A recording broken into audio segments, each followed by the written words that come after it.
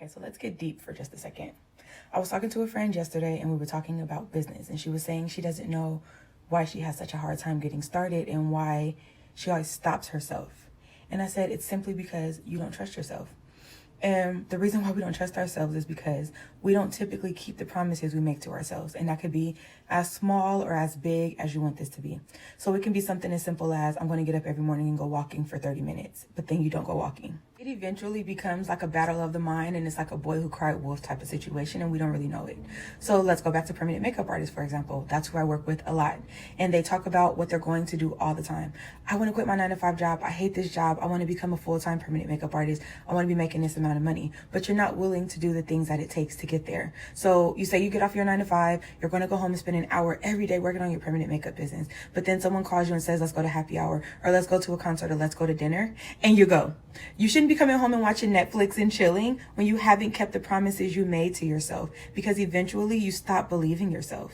Something that's hard for me is the fact that I'm spiritual, but I'm very logical. And so I need to understand things and why they are. I've always been a curious person. So what I've learned about the human brain is we have these things called synaptic connections. So these connections are made when habits are formed. So if the habits are never formed, they never become convictions. They never become real things. And this is a real thing that happens. You can look it up. It's called neuroplasticity. So basically what happens is, if you say, I want to drink a gallon of water every day, once you drink a gallon of water for a certain amount of days, it becomes habitual. And it's naturally now in your brain that you drink a gallon of water every day. You no longer have to think about it like anything else you can do unconsciously.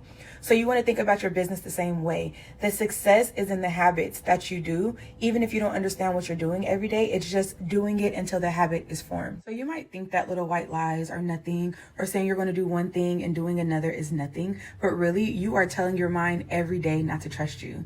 And when it comes to abundance and the things that you want to attract in your life, that's also energy that you're putting out that causes other people not to trust you. It's so deep and we don't even realize how deep it is, but it stunts our growth at the same time. So once you can get through those things and figure out why you're lying to yourself, or why you're lying to others, or what excuses are stopping you from getting to the next level in your life and in your business, you can break through those barriers and start to develop those habits so that they can become conscious, and so that you can get what you want out of life. If you are someone who's achieved amazing things and you're able to take that and you want to package it up and help the next person to navigate through some of the barriers you have in business, DM me course, and I will show you how to package your expertise and put it into a course.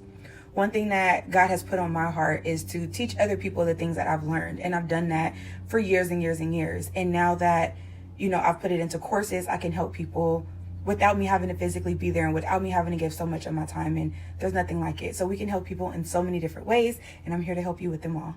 Okay, bye.